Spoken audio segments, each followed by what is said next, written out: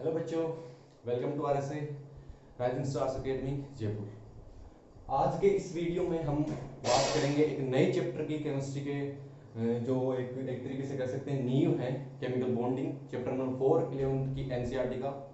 ठीक है, तो केमिकल बॉन्डिंग आज स्टार्ट करेंगे और ये पूरी सीरीज चलेगी, केमिकल बॉन्डिंग की पूरी सीरीज चलेगी। ये लेक्चर नंबर फर्स्ट है जिसमें हम बात करेंगे introduction to chemical bonding, chemical bond कैसे बनते हैं, केमिकल बॉन्ड का फॉर्मेशन कैसे होता है और वेरियस थ्योरीज जो है वो आगे पढ़ेंगे, है ना, अगले लेक्चर्स में पढ़ेंगे। और आज के इस लेक्चर में ल्यूइस कोशेल की अप्रोच क्या थी, है ना, ऑक्टेट रूल क्या था, है ना, इंट्रोडक्शन क्यों केमिकल बॉन्ड बनते हैं ये देखेंगे। तो बड़ा इंटरेस्टिंग होने वाला है ये जो वीडियो है। तो चलो स्टार्ट करते हैं। देखो, केमिकल बॉन्डिंग पढ़ेंगे आज, है ना। केमिकल बॉन्डिंग में सबसे पहले हम पढ़ेंगे व्हाट इज केमिकल बॉन्ड। देखो, सबसे पहले ये देखेंगे कि केमिकल बॉन्ड क्या होता है, आखिर केमिकल बॉन्ड होता क्या है ना। देखो, अपन जानते हैं केमिस्ट्री के स्टूडेंट हैं तो इतना तो जानते ही हैं कि कितने एलिमेंट्स, सबसे पहले ये बताओ आप कि कितने एलिमेंट्स खोजे जा चुके हैं अभी तक। 118, है ना। अगर मैं रफ डायग्राम बनाऊं पीरियोडिक टेबल का अपना, तो ऐसा कुछ होगा, है ना, ऐसा कुछ। यहाँ पे कौन सी होगी, इनर्ट गैसेस, नोबल गैसेस, है ना। और ये शुरू में अपना फर्स्ट ग्रुप। ठीक है, ऐसे नहीं तो सॉरी, ठीक है, कर सकते हो आप, है ना, ऐसे भी बना सकते हो, कोई दिक्कत नहीं है, रफ डायग्राम है एक तरीके से। ठीक है, तो अभी देखो यहाँ पे कौन सा है, डी ब्लॉक, ओके। ये आ गया पी ब्लॉक, BLOC के, है ना। यहाँ तक ही बनाऊं तो मुझे ज्यादा अच्छा रहेगा। ठीक है,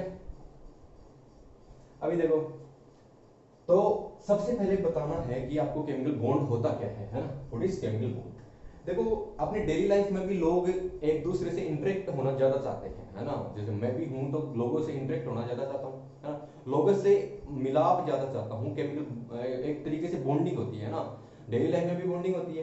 तो जो अपनी केमिस्ट्री है इसमें भी केमिकल स्पीसीज, अनेक एलिमेंट्स, ये भी एक दूसरे से क्या चाहते हैं, ये भी क्या चाहते हैं, एक दूसरे से बॉन्डिंग चाहते हैं। ठीक है, अब ये बॉन्डिंग क्यों चाहते हैं, हम तो डेली लाइफ में बॉन्डिंग इसलिए चाहते हैं क्योंकि हमको किसी को जरूरत होती है, किसी को मेंटल, किसी को जरूरत है ना, मानसिक जिसको जरूरत है, किसी को फिजिकली जरूरत है ना। तो उस तरीके से, है ना, उस तरीके से बॉन्डिंग होती है, सही है। तो इसमें देखो, और एलिमेंट्स जो होते हैं वो क्यों बॉन्ड बनाना चाहिए, है ना। और सबसे पहले देखो केमिकल बॉन्ड क्या होता है, ये मैं बता देता हूँ कि जो केमिकल बॉन्ड होता है एक अट्रैक्टिव फोर्स होता है। Chemical bond is attractive force, है ना, which holds many constituents like atoms, है ना, एलिमेंट्स, कुछ भी हो सकता है ना, इनको टुगेदर टू गेट स्टेबिलिटी। अब बात आ जाती है स्टेबिलिटी पर, है ना। स्टेबिलिटी क्या चीज होती है ना, नया वर्ड आया है स्टेबिलिटी। अब देखो, स्टेबिलिटी क्या चीज होती है। स्टेबिलिटी के लिए, इसको समझाने के लिए दो वैज्ञानिक आए शुरू में, ये बता देता हूं आपको मैं कि एक तो आए वोल्थर कोसेल, है ना, और एक का नाम था गिलबर्ट एन लुईस। एन का मतलब न्यूटन से है ना, लेविस। ठीक है, ये दो वैज्ञानिक है शुरू में, इन्होंने केमिकल बॉन्ड को या फिर केमिकल स्पीसीज में केमिकल बॉन्ड को जानना सीखा, है ना। सीखा क्या मतलब, समझना, एक्सप्लेन किया, समझाना एक्सप्लेन किया, और बताने लगे कि केमिकल बॉन्ड क्यों बनते हैं, स्टेबिलिटी के लिए बनते हैं। तो इन्होंने बोला कि देखो, हमने पीरियोडिक टेबल पढ़ी, अभी बताई मैंने, पीरियोडिक टेबल में हमने सब 118 एलिमेंट्स पढ़े, है ना। लास्ट पे कौन सा होता है, ओजी होता है ना, 118, है ना, हाइड्रोजन एक पर। ठीक है, अब देखो, ये तो इन्होंने देखा कि यार पीरियोडिक जो टेबल बनी, इसमें जो ये लास्ट वाली जो 18th ग्रुप है, जिसको इनर्ट गैसेस होती है, इसमें इनके बारे में एक अजीब सी बात निकल के आई कि ये किसी से भी बॉन्ड नहीं बनाती है।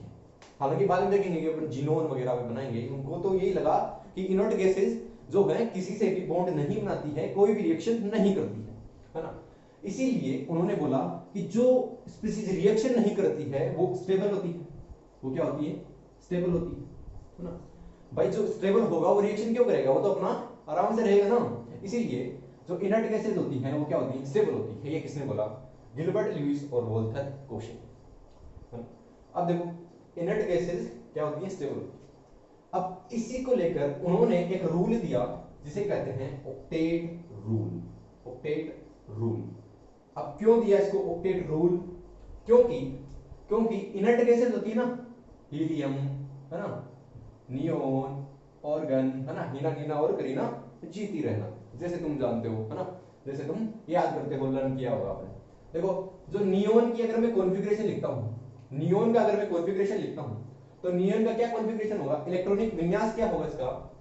देखो इलेक्ट्रॉनिक विन्यास होता है इसका, हीलियम लिखूं तो लिखूं, नहीं तो क्या हो जाएगा लास्ट में आउटर मोस्ट लिख देता हूं। देखो NH2 और NP में 6, NH2 NP में 6, ठीक है। और ये तो 2D का है ना, ठीक है। अभी देखो 2P सेकंड पीरियड का, ठीक है। अभी देखो ऑक्टेट रूल इसी से आया। कैसे आया? क्योंकि उन्होंने बोला कि जो नियोन है, जो इनर्ट गैसेज हैं, वो क्या होती हैं? स्टेबल होती है ना, स्टेबल होती है। और स्टेबल इसलिए होती है क्योंकि उनके आउटर मोस्ट शेल में 8 इलेक्ट्रॉन प्रेजेंट होते हैं। उनके आउटर मोस्ट शेल में 8 इलेक्ट्रॉन। जैसे अरे ऐसे लिखो ना, अगर तुमने 10th क्लास में पढ़ा होगा तो तुमने, चलो कोई बात नहीं, बेसिक से पढ़ा होगा, कोई बात नहीं, इलेक्ट्रॉनिक कॉन्फ़िगरेशन ऐसे लिख दो जैसे तुम लिखते हो है ना बच्चों की तरह, 2 और 8, क्योंकि 10 था। कितना होता है इसका एटॉमिक नंबर? 10। तो 10 इलेक्ट्रॉन भरेंगे है ना, तो पहले में 2, सेकंड में 8, तो 10 इलेक्ट्रॉन हो गए। तो आउटर मोस्ट में कितने इलेक्ट्रॉन है इसके? 8 इलेक्ट्रॉन है। और यहां पे आ जाओ, यहां पे आ जाओ, यहां पे 2s2 और 2p, 2s2 2p6, 2s2 2p6। देखो 8 इलेक्ट्रॉन, 8 इलेक्ट्रॉन तो ये, और 1s2p क्या जाएगा है ना, 1s2 2s2 2p6। अब देखो ये जो है यहां पे भी 2 है और यहां पे भी 2 है, मतलब n इक्वल टू कितना है? 2। प्रिंसिपल क्वांटम नंबर कितनी है? 2। मतलब प्रिंसिपल क्वांटम नंबर क्या होती है? अपनी number of shells, number of shells होती है। मतलब ये आउटर मोस्ट शेल है, इससे बाहर कोई शेल नहीं है। अगर मैं नियोन का कोई एटम का अगर रफ डायग्राम बनाता हूं तो ये 1s2 और ये 2s2 और ये 2p6, ठीक है। यहां पे 6 इलेक्ट्रॉन होंगे और यहां पे 2 इलेक्ट्रॉन होंगे। तो जो ये 2s2 और जो 2p6 है वो आउटर मोस्ट शेल है और इनमें 8 इलेक्ट्रॉन प्रेजेंट है। इसीलिए इनर्ट गैसेस जो होती हैं वो स्टेबल होती हैं। ये किसकी वाणी थी? इन्होंने बोला था, कि इन्होंने वोल्थर कोसेल और ल्यूइस ने बोला था। अब देखो ल्यूइस के बारे में एक इंटरेस्टिंग फैक्ट मैं ये बताता हूं, मेरे को याद आया कि जो ल्यूइस था ना बहुत ही महान वैज्ञानिक था यार। तो इसने इसको 41 टाइम्स नॉमिनेटेड किया गया था। किसके लिए? नोबेल प्राइज के लिए, ठीक है। 41 टाइम्स, ठीक है। वेरी केमिस्ट्री फील्ड में शायद यही था जिसको सबसे ज्यादा बार नोबेल प्राइज के लिए किया गया, नॉमिनेट किया गया, ठीक है। तो इन्होंने अपनी अपनी थ्योरीज दी, तो ऑक्टेट रूल क्या हुआ फिर? ऑक्टेट रूल क्या होता है? ऑक्टेट रूल क्या होता है? ऑक्टेट रूल कहता है कि एवरी केमिकल स्पीसीज है ना, acquire to can 8 electron in the outermost shell, outermost shell में 8 इलेक्ट्रॉन चाहती है हर एक केमिकल स्पीसीज, ठीक है। क्यों? क्योंकि वो स्टेबिलिटी गेन करना चाहती है, क्योंकि हर एक जो एलिमेंट है वो क्या चाहता है? स्टेबिलिटी चाहता है। अब देखो स्टेबिलिटी का मतलब ये समझ में आया है ना। यू कैन टेक स्क्रीनशॉट ले सकते हो तुम, ओके।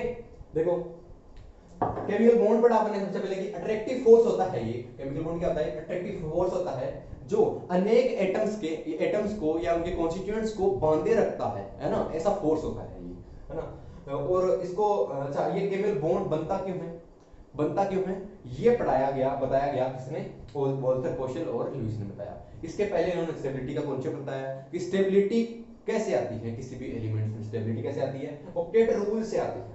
कि हर एक स्पीसीज अपने आउटर मोस्ट शेल में ऑक्टेट कंप्लीट करना चाहती है, 8 इलेक्ट्रॉन कंप्लीट करना चाहती है, और कैसे जैसे कैसे भी करे, ठीक है, कैसे भी करे। देखो अच्छा इसको मिटा देता हूं, है ना, समझ में आया व्हाट इज केमिकल बॉन्ड, है ना। अभी देखो, अब वोल्थर कोसेल और ल्यूइस की देखो अप्रोच देखते हैं, approach Lewis Kossel Lewis approach कहते हैं इसको, Lewis approach to chemical bonding की लुईस और कोसेल अप्रोच। देखो इन्होंने क्या बोला, स्टेबिलिटी के बारे में बताया, उसके बाद में क्या बोला, ये अब ये स्टेबिलिटी कैसे आएगी, जैसे सोडियम है, सोडियम के बारे में लिखता हूं एक, और एक क्लोरीन के बारे में लिखता हूं, तो अब ये दोनों मिलकर NaCl का फॉर्मेशन करते हैं, NaCl का फॉर्मेशन करते हैं। अब ये NaCl का फॉर्मेशन क्यों करते हैं, ये दोनों क्यों मिलते हैं, इसकी बात करते हैं। इस पे चर्चा आती है, ये तो फिक्स है कि इसलिए करेंगे क्योंकि इनको क्या चाहिए होगी, स्टेबिलिटी चाहिए होगी, है ना, इसलिए करेंगे। तो देखो लुईस को, उसको कोसेल को तो जो वोल्थर कोसेल भाई साहब थे ना, वोल्थर कोसेल जो थे, वोल्थर कोसेल को तो मेनली इलेक्ट्रोवेलेंट बॉन्ड के लिए माना जाता है, या फिर इलेक्ट्रोवेलेंट बॉन्ड को सबसे ज्यादा इन्होंने ही एक्सप्लेन किया था, फॉर इलेक्ट्रोवेलेंट बॉन्ड। अब ये इलेक्ट्रोवेलेंट बॉन्ड क्या होता है, और जो ल्यूइस भैया थे वो भी सुन गए ना, ये इलेक्ट्रोवेलेंट बॉन्ड क्या होता है ना, इसको आयनिक बॉन्ड भी कहते हैं, आयनिक बॉन्ड। अच्छा लुईस ने क्या बोला, लुईस जो थे उन्होंने कोवेलेंट बॉन्ड को ज्यादा एक्सप्लेन किया, कोवेलेंट बॉन्ड को क्या किया, ज्यादा एक्सप्लेन किया। देखो जो स्पीसीज होती है स्टेबिलिटी पाना चाहती है तो वो दो तरीकों से पा सकती है, मेनली दो तरीकों से पा सकती है। अब वो कौन से तरीके होते हैं वो देखते हैं। तो सबसे पहले मैंने क्या बताया, देखो वोल्थर कोसेल क्या होते हैं जो थे, उन्होंने इलेक्ट्रोवेलेंट बॉन्ड के बारे में बताया, आयनिक बॉन्ड के बारे में बताया, और कोवेलेंट बॉन्ड के बारे में बताया, किसने, लुईस ने। अब ये इलेक्ट्रोवेलेंट बॉन्ड क्या होते हैं, कोवेलेंट बॉन्ड क्या होते हैं, ये आराम से पढ़ेंगे, है ना, आपको चिंता करने की जरूरत नहीं है ना, इलेक्ट्रोवेलेंट क्या आ गया, कोवेलेंट क्या आ गया, ये आराम से पढ़ेंगे, बढ़िया तरीके से पढ़ेंगे। और कोवेलेंट बॉन्ड को तो इतना पढ़ेंगे, इसके तो इतना पीछे पड़ जाएंगे कि इसको तो स्ट्रक्चर डिटरमिनेशन तक भी नहीं छोड़ेंगे, ठीक है, और एमओटी तक काम आएगा, ठीक है। अभी देखो मैं इनको मिटा देता हूं और मैं बताता हूं कि जो केमिकल स्पीशीज होती हैं वो स्टेबिलिटी दो तरीकों से पा सकती है, एक्वायर दो तरीकों से कर सकती है, उनके पास ओनली टू वेज हैं टू गेन स्टेबिलिटी। देखो स्टेबिलिटी के लिए स्टेबिलिटी कैसे कैसे आ सकती है, तो इसको मैं एक एग्जांपल से समझाता हूं, ठीक है। देखो सोडियम का मैं इलेक्ट्रॉनिक कॉन्फ़िगरेशन लिखता हूं और क्लोरीन का मैं इलेक्ट्रॉनिक कॉन्फ़िगरेशन लिखता हूं। अब आप बोलोगे कि सोडियम और क्लोरीन को ही क्यों ले रहे हो, है ना, क्योंकि इससे ज्यादा जो एक्सप्लेनेशन जो है वो सरल बन जाता है, सिंपल बन जाता है, इसीलिए इजी बन जाता है, ठीक है। क्योंकि आप 10th से निकल के आए हो, है ना, और 10th से निकल के आए हो उसके बाद में, और आपको 11th में जैसे ही आए तो केमिकल बॉन्ड क्या होते हैं ये मतलब हायर लेवल तक पढ़ेंगे तो आपको थोड़ी दिक्कत हो सकती है, इसलिए मैंने सोडियम और क्लोरीन को लिया। सबको पता होगा कि सोडियम जो होता है वो 11 नंबर पे आता है, क्लोरीन जो होता है वो 17 नंबर पे आता है। सबको इसकी इलेक्ट्रॉनिक कॉन्फ़िगरेशन भी लिखना आता होगा, आई होप, ठीक है। तो लिखते हैं 1s2 2s2 2p6 3s, है ना, और इसका देखो क्लोरीन का 17 नंबर पे आता ना, लिख दो, चलो कोई बात नहीं, 1s2 2s2 3p sorry 2p6 और फिर 3p में 5, अरे 3s तो नहीं है ना, कितने हो गए, 2 तो 4 10 तो 12, और ये 3p5 5 इलेक्ट्रॉन होते हैं इसमें p ऑर्बिटल में। अब देखो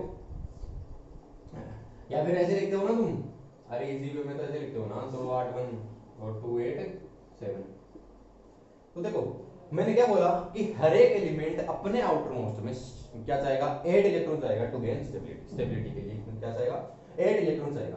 तो अगर सोडियम सोचे कि मेरे पास यार ये एक इलेक्ट्रॉन जो है वो एक्स्ट्रा इलेक्ट्रॉन पड़ा है, एक्स्ट्रा इलेक्ट्रॉन पड़ा है, क्यों, क्योंकि मैं अगर इस इलेक्ट्रॉन को बाहर निकाल देता हूं, मैं अगर इस इलेक्ट्रॉन को बाहर निकाल देता हूं तो मेरे पास में आउटर मोस्ट में ओनली 8 इलेक्ट्रॉन रह जाएंगे, 8 इलेक्ट्रॉन रह जाएंगे, कोई बात नहीं है ना, समझ आया। अब देखो यहाँ पे, देखो यहाँ पे क्लोरीन सोचता है कि यार मेरे पास 7 इलेक्ट्रॉन है और 7 इलेक्ट्रॉन को बाहर निकालना बहुत मुश्किल है, 7 इलेक्ट्रॉन को बाहर निकालना बहुत मुश्किल है, इतनी आयोनाइजेशन एनर्जी मैं कहां से लाऊंगा, है ना, आयोनाइज करने के लिए इतनी आयोनाइजेशन एनर्जी मैं कहां से लाऊंगा। तो वो बोलता है कि मैं ज्यादा तो नहीं लेकिन थोड़ी बहुत इलेक्ट्रॉन एफिनिटी लेके एक इलेक्ट्रॉन गेन कर लेता हूं, एक इलेक्ट्रॉन गेन कर लेता हूं। इलेक्ट्रॉन गेन करने पर जो एनर्जी चाहिए होती है उसको क्या कहते हैं, इलेक्ट्रॉन एफिनिटी, ठीक है। अब देखो एक इलेक्ट्रॉन गेन करने पर यहाँ पे कितने इलेक्ट्रॉन हो जाएंगे, 8 इलेक्ट्रॉन, मतलब आउटर मोस्ट शेल में कितने इलेक्ट्रॉन हो गए, 8 इलेक्ट्रॉन हो चुके हैं। और ये तो चाहिए कि आउटर मोस्ट शेल में कितना होना चाहिए, 8 इलेक्ट्रॉन होने जरूरी है, क्यों, क्योंकि वो इनर्ट गैस कॉन्फ़िगरेशन पालेगा, ठीक है। अब यहाँ पे आपको बात और ध्यान रखने की बात ये है कि लुईस और गिलबर्ट ने ये तो बताया, लेकिन आप सोचोगे कि यार फिर हाइड्रोजन, हीलियम, लिथियम, इनका क्या, क्योंकि इनको इनमें तो 8 इलेक्ट्रॉन होते ही नहीं है, फिर ये कैसे स्टेबल होते हैं, देखो कैसे होते हैं। इनके लिए उन्होंने बोला कि सारे इलेक्ट्रॉन्स, इनको छोड़ के सारे एलिमेंट्स होते हैं वो अपनी आउटर मोशन में 8 इलेक्ट्रॉन ऑक्टेट कंप्लीट करना चाहते हैं, लेकिन except these they want to acquire या फिर दे वांट टू कंप्लीट ये डुप्लीट, ये डुप्लीट कंप्लीट करना चाहते हैं अपने आउटर मोस्ट शेल में। ये ओनली डुप्लीट का मतलब 2 इलेक्ट्रॉन ही चाहेंगे, 2 इलेक्ट्रॉन ही चाहेंगे, और जिससे कि अपने क्या हो जाएंगे, स्टेबल हो जाएंगे, ठीक है, स्टेबल हो जाएंगे। तो जो हीलियम जो है वो स्टेबल इसीलिए है, इनर्ट गैस इसीलिए है क्योंकि उसके आउटर मोस्ट शेल में 2 इलेक्ट्रॉन है, मतलब डुप्लेट है, डुप्लेट वाली कहानी को वो फॉलो करता है, इसीलिए उसको इनर्ट गैस वाले ग्रुप में रख दिया गया, और वो किसी से भी रिएक्शन नहीं करता है क्योंकि वो स्टेबल होता है, क्योंकि उसके पास में डुप्लेट कंप्लीट है। तो इनके लिए याद रखना है हाइड्रोजन, हीलियम, लिथियम जो होते हैं वो ज्यादातर के डुप्लेट में ही रहना पसंद करते हैं। जैसे लिथियम जो है इसकी मैं अगर बात करूं तो 1, 2 और 1 3 नंबर का है ना, तो अभी ये एक इलेक्ट्रॉन जो है वो आयोनाइज करना चाहेगा, बाहर निकालना चाहेगा, बजाय 7 इलेक्ट्रॉन और लाने के बजाय। अब 7, अब यहाँ पे देखो, यहाँ पे तो ये 7 इलेक्ट्रॉन निकालने से घबरा रहा था और अब ये 7 इलेक्ट्रॉन लाने पे घबरा रहा है, क्योंकि जितने ज्यादा इलेक्ट्रॉन्स हैं अपनी जो एटम्स में, जो भी एलिमेंट है अपने एलिमेंटल फॉर्म में कभी भी आयोनाइज रहना नहीं चाहता, है ना, स्टेबल तो होना चाहता है लेकिन ज्यादा आयोनाइज नहीं रहना चाहता, जितना कम चार्ज होगा उतनी स्टेबिलिटी ज्यादा होगी। अगर मैं यहाँ पे 7 इलेक्ट्रॉन और ले आता हूँ तो इसमें -7 चार्ज आ जाएगा, -7 का चार्ज का मतलब होता है कि इस पे तो क्या ही आ गया, है ना, छोटे बच्चे पर क्या रख दिया, इतना सारा वजन रख दिया, इसीलिए ये 7 इलेक्ट्रॉन नहीं लेना चाहता। ये क्या चाहता है कि इस एक इलेक्ट्रॉन को ही मैं बाहर निकाल देता हूं ना यार, तो यहाँ पे मेरे पास डुप्लेट मिल जाएगा, 2 इलेक्ट्रॉन बच जाएंगे, और हीलियम की तरह मैं भी इनर्ट गैस कॉन्फ़िगरेशन पा लूंगा, है ना, इसीलिए लिथियम को ये चाहता है। अब यहाँ पे आ जाओ, अपना वापस आ जाओ इधर। अब यहाँ पे देखो, यहाँ पे सोडियम एक इलेक्ट्रॉन को क्या करना चाहता है, लूज करना चाहता है to complete their octet, octet को कंप्लीट करने के लिए। जब एक इलेक्ट्रॉन को मैंने बाहर निकाल दिया तो यहाँ पे 6 इलेक्ट्रॉन बच गए, और 6 इलेक्ट्रॉन आप बोलोगे यहाँ पे तो 6 ही है, 8 कहाँ है, अरे 8 है, ध्यान से देखो, ये number of the principal quantum number जो 2 है ये नंबर ऑफ शेल्स बताती है, और जो नंबर ऑफ शेल्स होती हैं तो ये 2 है, तो ये तो सबसे बाहर वाली है ना, इससे तो बड़ी तो वाली जो 3 थी उसको तो मैंने वोलेट कर दिया क्योंकि उसमें तो इलेक्ट्रॉन है ही नहीं ना, अब तो वो तो कोई मतलब वाली नहीं रही। तो अब बाहर कितने इलेक्ट्रॉन रह गए, 8 इलेक्ट्रॉन रह गए। यहां से देख लो, एक इलेक्ट्रॉन को इसने बाहर भगाया, है ना, भगा दिया, तो क्या हुआ, 8 इलेक्ट्रॉन इसके आउटर मोस्ट शेल में आ गए। अब यहाँ पे सोडियम के पास आ जाओ, सोडियम जो है एक इलेक्ट्रॉन लूज करने के बाद में अपने पर पॉजिटिव चार्ज ले आता है, अपने पर पॉजिटिव चार्ज ले आता है, ठीक है। इसका तो हो गया ऑक्टेट कंप्लीट, ये तो भैया अब आराम से चलेगा। अब इधर आ जाओ क्लोरीन के पास में, क्लोरीन चाहता है कि मैं एक इलेक्ट्रॉन और ले लेता हूं, क्लोरीन क्या रहता है कि मैं एक इलेक्ट्रॉन ले लेता हूं, जिससे क्या हो जाएंगे, ऑक्टेट कंप्लीट हो जाएगा, और जैसे ही वो एक इलेक्ट्रॉन लेगा, इलेक्ट्रॉन लेने पर क्लोरीन पर माइनस चार्ज आ जाएगा। माइनस चार्ज इसलिए आ जाएगा, और ये इंडिकेट करता है कि क्लोरीन पर माइनस चार्ज का क्या इंडिकेट करता है कि क्लोरीन पर एक इलेक्ट्रॉन की ज्यादा है, एक इलेक्ट्रॉन ज्यादा है, ठीक है, एक इलेक्ट्रॉन ज्यादा है। अब देखो यहां पे है प्लस चार्ज, यहां पे है माइनस चार्ज। इसको प्लस चार्ज को या फिर जो भी प्लस चार्ज कंटेन करता है ना, उसको कहते हैं केटाइन। क्या कहते हैं, केटाइन, ठीक है, केटाइन कहेंगे। और जो माइनस चार्ज कंटेन करता है उसको कहते हैं एनाइन। क्या कहेंगे, एनाइन, ठीक है। अब उन्होंने बोला, वोल्टर भाई साहब ने बोला, कौशल भाई साहब ने क्या बोला, कौशल ने बोला देखो ये सारी चीजें जो थी ये 1916 की बातें हैं, ये 1916 की बातें हैं, ठीक है। 1916 में जाके केमिकल बॉन्ड को थोड़ा बहुत एक्सप्लेनेशन करना सीख पाए, है ना। उससे पहले तो बहुत सारे वैज्ञानिकों ने एक्सपेरिमेंट किए, और ये भी बहुत दिनों से लगे पड़े थे एक्सपेरिमेंट में, है ना। 1888 से 1956 या लगभग, हाँ 1956 के लगभग इनका जीवन काल रहा है, और इनका 1875 से 1846 तक इनका जीवन काल रहा है, ठीक है। अब यहाँ पे जो इन्होंने बोला कि अब ये कैटाइन और एनाइन का फॉर्मेशन इसलिए करते हैं क्योंकि इनके आउटर मोस्ट शेल में 8 इलेक्ट्रॉन आ जाए और ये स्टेबल हो जाए। अभी देखो आउटर मोस्ट शेल में 8 इलेक्ट्रॉन आने पर एक कैटाइन बना, एक एनाइन बना। अब इन्होंने बोला ये जो कैटाइन और एनाइन है ये ऑपोजिट चार्ज कंटेन करते हैं, दिख रहा है यहाँ पे प्लस है तो यहाँ पे माइनस है ना, ऑपोजिट चार्ज माइनस कंटेन करता है। और क्योंकि हम फिजिक्स में पढ़ते हैं, फिजिक्स में क्या है तो सबको पता है ना कि जो ऑपोजिट चार्ज होते हैं उसमें हमेशा अट्रैक्शन होता है, अट्रैक्शन होता है ना। कूलम्बिक फोर्स वगैरह पढ़ा होगा ना तुमने, इलेक्ट्रोस्टैटिक फोर्स पढ़ा होगा फिजिक्स में, ठीक है। अभी यहाँ पे देखो प्लस माइनस क्या करते हैं, ऑपोजिट चार्ज होते हैं, वो अट्रैक्शन, अरे जिन्होंने नहीं पढ़ा वो यहाँ पे देख लो ना कि जो प्लस माइनस होते हैं उनमें अट्रैक्शन होता है, और जो ऑपोजिट चार्ज होते हैं, सॉरी सिमिलर जो चार्ज होते हैं, सेम चार्ज होते हैं, उनमें क्या होता है, रिपल्शन होता है। चाहे वो माइनस हो चाहे वो प्लस हो, उनमें क्या होता है, रिपल्शन होता है। और जब भी किन्हीं दो केमिकल स्पीशीज में अट्रैक्शन होता है तो वो वहां पर हमेशा एनर्जी रिलीज होती है। एनर्जी क्या होती है, रिलीज होती है। ये आपको बात याद रखनी है क्योंकि ये अपन आगे पढ़ेंगे जब पोटेंशियल एनर्जी को पढ़ेंगे अगले लेक्चर में, ठीक है। अभी यहाँ पे आ जाओ, इन्होंने बोला कि जैसे ही केटाइन और एनाइन बनता है तो इन दोनों में एक इलेक्ट्रोस्टैटिक फोर्स जनरेट हो जाता है, क्योंकि ये एक दूसरे पर क्या करते हैं, ऑपोजिट चार्ज कंटेन करते हैं, इसीलिए इनमें ये पास पास आते हैं और इनमें क्या होता है, एक इलेक्ट्रोस्टैटिक फोर्स जनरेट हो जाता है और NaCl का फॉर्मेशन हो जाता है, NaCl का फॉर्मेशन हो जाता है। और इस फॉर्मेशन में एक जो और एनर्जी भी रिलीज होती है, इस फॉर्मेशन में क्या होती है, एनर्जी भी रिलीज होती है, ये बताया कोसेल ने। आगे जाकर इसी जो इलेक्ट्रोस्टैटिक जो फोर्स था, इससे जो बॉन्ड बना इसको आयोनिक बॉन्ड कह दिया जाता है, जो आयंस में बनता है, जो किसमें बनता है, कैटाइंस और आयंस में, एनाइंस में बनता है। ऑपोजिट चार्ज स्पीशीज में जो बनता है बॉन्ड उसको आयोनिक बॉन्ड कहते हैं, ठीक है। और ये तो बताया। तो अब देखो यहाँ पे क्या हुआ, मैं क्या सिखा रहा था, स्टेबिलिटी सिखा रहा था। यहाँ पे क्या हुआ, सोडियम ने एक इलेक्ट्रॉन लूज किया और क्लोरीन ने एक इलेक्ट्रॉन गेन किया टू गेट स्टेबिलिटी। तो हम क्या कह सकते हैं, इसको स्क्रीनशॉट ले लो आप, you can take screenshot, okay. अभी देखो यहाँ पे मैं इसको रफ कर देता हूँ। अब यहाँ पे आ जाओ, स्टेबिलिटी के लिए मैंने 2 वेज बताए थे ना, 2 वेज बताए थे। सबसे पहली बात क्या है, सबसे पहली बात अपन के पास में निकल के आई वो क्या है कि जो भी केमिकल स्पीशीज है बाय स्टेबिलिटी गेन करेगी, बाय गेनिंग इलेक्ट्रॉन और लूजिंग इलेक्ट्रॉन।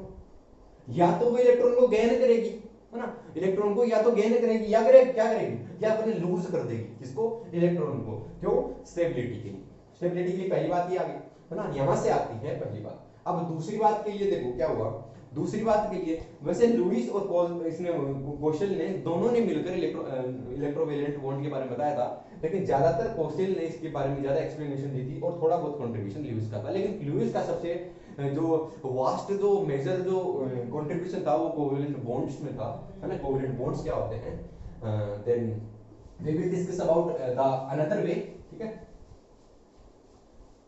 अनदर वे क्या है टू गेट स्टेबिलिटी। देखो एक तो ऐसा हो सकता है, एक तो ऐसा हो सकता है, या फिर लुईस ने बोला कि इनर्ट गैसेस जो होती हैं, वैसे तो इन्होंने क्यूबिकल फॉर्म्स के बारे में बताया कि एक क्यूब पर होते हैं ये सारे इलेक्ट्रॉन्स। चलो वही बता देता हूँ, छोटी सी कहानी है उनकी। उन्होंने बोला कि जो इनर्ट गैसेस होती हैं, ये एक तरीके से इनमें जो इलेक्ट्रॉन्स होते हैं वो जैसे क्यूब के कोने होते हैं ना, जैसे क्यूब के जो कोने होते हैं उन पर प्रेजेंट होते हैं। क्यूब के कोनों पर इलेक्ट्रॉन्स प्रेजेंट होते हैं। तो 8 कोनों पर कितने इलेक्ट्रॉन हो जाएंगे? 8 इलेक्ट्रॉन हो जाएंगे, है ना। इसीलिए वो क्या होते हैं, स्टेबल होते हैं। ये कोशल ने बोला। अब कोशल ने ये बोला कि ये जो केमिकल स्पीशीज होती हैं ये एक दूसरे से केमिकल बॉन्ड इसलिए बनाती हैं क्योंकि वो स्टेबिलिटी गेन करना चाहती हैं। तो स्टेबिलिटी या तो बाय गेनिंग इलेक्ट्रॉन या लूजिंग होगा, है ना, गेनिंग होगा या लूजिंग होगा इलेक्ट्रॉन का, या फिर by sharing of the electron के शेयरिंग से होगा, है ना। शेयरिंग से जो इलेक्ट्रॉन बनेगा, जो बॉन्ड बनेगा, उसको कोवेलेंट बॉन्ड आगे जाकर उन्होंने नाम दे दिया। तो शेयरिंग करने से भी इलेक्ट्रॉन बॉन्ड बनता है। तो देखो ये क्यूबिकल वाला क्या सिस्टम था, इन्होंने क्या बोला कि जैसे मान लो इनर्ट गैस थी इसीलिए ये स्टेबल है। अब मैं सोडियम के बारे में अगर ये बनाऊं, मैं सोडियम का अगर मैं ये बनाऊं तो क्या बनाऊंगा, ऐसा कोई क्यूब होगा, ठीक है। और इसके आउटर मोस्ट शेल में कितने इलेक्ट्रॉन होते हैं? आउटर मोस्ट शेल में 1 इलेक्ट्रॉन होता है। या फिर इसके टोटल इलेक्ट्रॉन देखें तो कितने इलेक्ट्रॉन होते हैं? 11 इलेक्ट्रॉन होते हैं, ठीक है।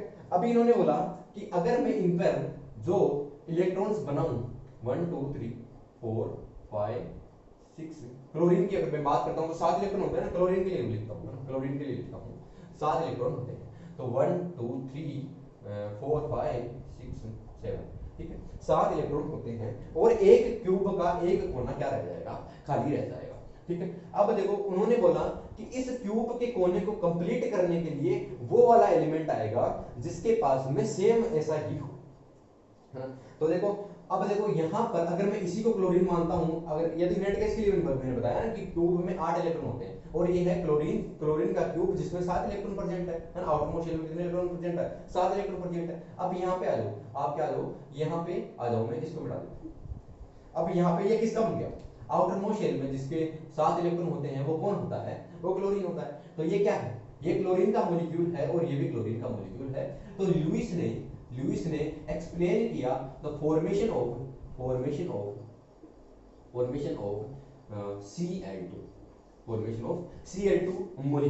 Cl2 मॉलिक्यूल की फॉर्मेशन का एक्सप्लेनेशन उन्होंने दिया। उन्होंने बोला कि ये जो क्यूब होते हैं इनमें अगर यहाँ पे 7 इलेक्ट्रॉन हैं और अगर ये इनर्ट गैस कॉन्फ़िगरेशन पाना चाहते हैं तो इस क्यूब के 8 कोनों पर 8 इलेक्ट्रॉन होने जरूरी है।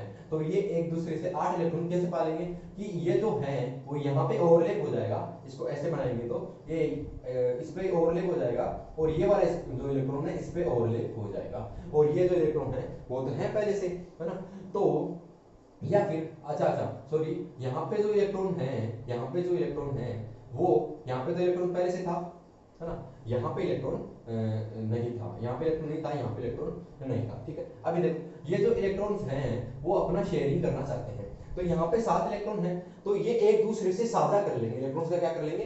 साझा कर लेंगे। अब ये देखो यहाँ से शेयर करता है इलेक्ट्रॉन इस पे, तो इस पे 8 इलेक्ट्रॉन हो जाएंगे, इस पे 8 इलेक्ट्रॉन हो जाएंगे ना। और ये अगर अपना शेयर करता है इलेक्ट्रॉन तो इसके पास भी 8 इलेक्ट्रॉन हो जाएंगे। मतलब शेयरिंग ऑफ इलेक्ट्रॉन से भी स्टेबिलिटी गेन की जा सकती है। ये क्वेश्चन ने बताया। तो इसको दूसरे तरीके से मैं आपको एक्सप्लेन करता हूं। ये तो क्यूबिकल फॉर्म था, दूसरे तरीके से उन्होंने बोला लुईस के हिसाब से कि जो क्लोरीन होता है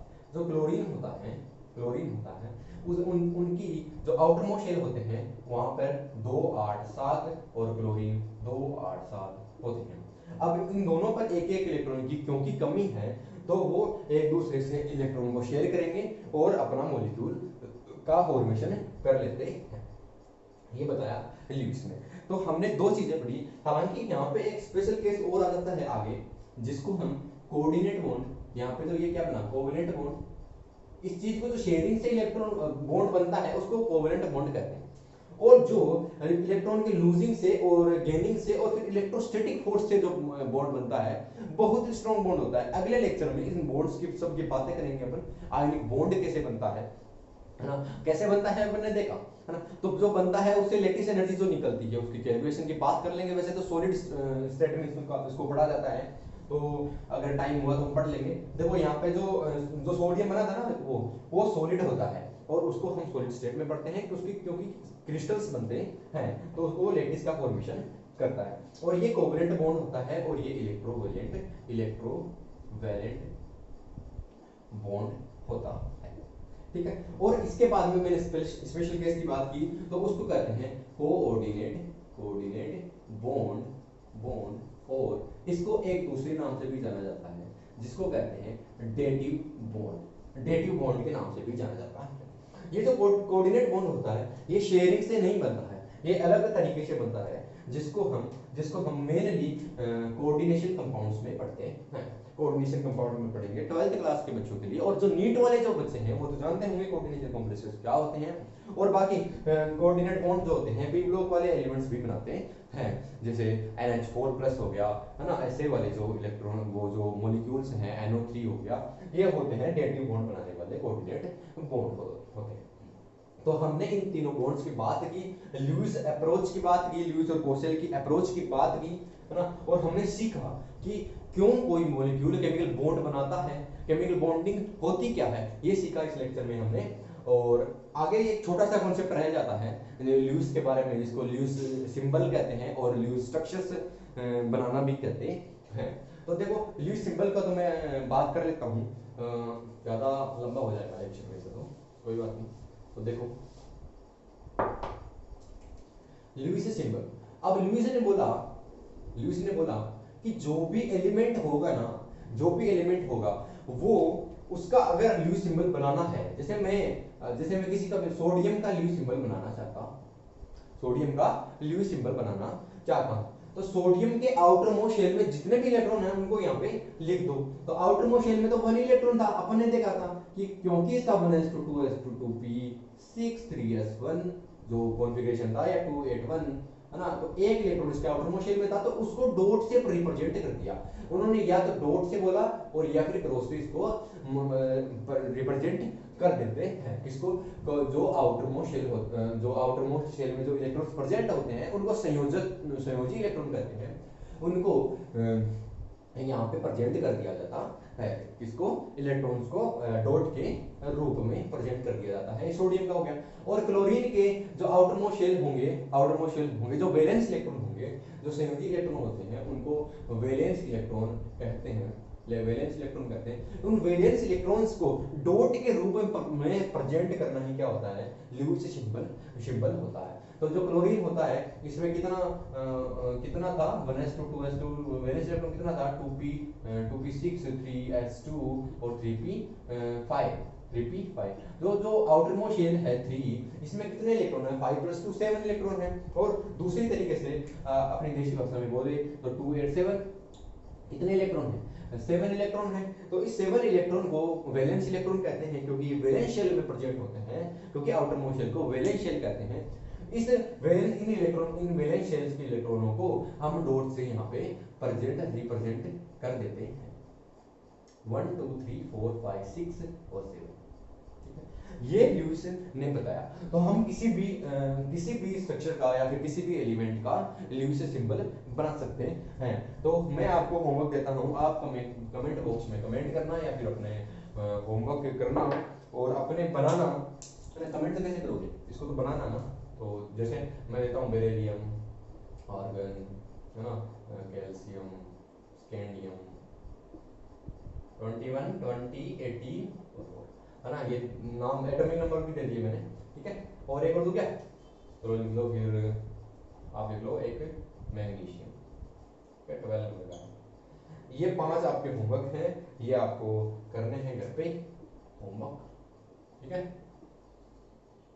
अभी देखो ल्यूइस सिंबल बनाना सीख गए अपन, अब पढ़ेंगे अगली बार ल्यूइस स्ट्रक्चर बनाना। देखो यहाँ पे इलेक्ट्रॉन का शेयरिंग कैसे होती है, इलेक्ट्रॉन की शेयरिंग कैसे होती है। देखो शेयरिंग करने से दोनों का फायदा होना जरूरी है। तो देखो यहाँ पे एक इलेक्ट्रॉन था, यहाँ पे कितना इलेक्ट्रॉन था, एक इलेक्ट्रॉन था। तो ये इसको चाहते हैं कि ये चाहता है कि मैं 7 इलेक्ट्रॉन और ले आता हूँ। तो ये अपने आउटरमोस्ट शेल में 7 इलेक्ट्रॉन करने के लिए क्लोरीन से जाएगा और बोलेगा मेरे को तेरे 7 इलेक्ट्रॉन दे दे। और क्लोरीन बोलेगा यार फिर मैं कैसे दे दूं, तू मेरे को 1 इलेक्ट्रॉन भी दे, तभी तो जाके मैं तेरे को 7 इलेक्ट्रॉन दूंगा। तो अब देखो, अब इन दोनों के रो में गिन लो, ये तो है क्लोरीन का गोला और ये है सोडियम का गोला, जिसमें सोडियम में 7 और +1 8 इलेक्ट्रॉन हो गए, क्लोरीन के 7 और +1 8 इलेक्ट्रॉन हो गए। तो इन दोनों में ऑक्टेट कंप्लीट होता है, ऑक्टेट कंप्लीट होता है और एक मॉलिक्यूल का फॉर्मेशन हो जाता है। तो देखो आपने यहां से क्या सीखा केमिस्ट्री से कि शेयरिंग ही क्या है, केयरिंग होती है। तो मेक श्योर आपने वीडियो को शेयर कर दिया होगा और अपने RSA के चैनल को सब्सक्राइब अगर आपने अभी तक नहीं किया है तो प्लीज सब्सक्राइब कर दें और अपने दोस्तों में इसको फैला दें और कमेंट जरूर करना और लाइक जरूर बनता है। Thank you so much. अगले वीडियो में हम बात करेंगे ल्यूइस स्ट्रक्चर्स कैसे बनती हैं और आयोनिक बॉन्ड्स क्या होते हैं, कोवेलेंट बॉन्ड्स क्या होते हैं, फोर्स ऑफ अट्रैक्शन कैसे बनता है, पोटेंशियल एनर्जी कर्व क्या होता है ना। नीट वाले बच्चों के लिए अगला जो लेक्चर है, नीट IIT वाले बच्चे होंगे या फिर 11th वाले जो बच्चे होंगे उनके बेस था, ये तो क्या था, बेस था। और अगले लेक्चर में हम एडवांस लेवल तक धीरे धीरे एडवांस लेवल तक पहुंचते चलेंगे। Thank you so much. Video को शेयर जरूर कर देना।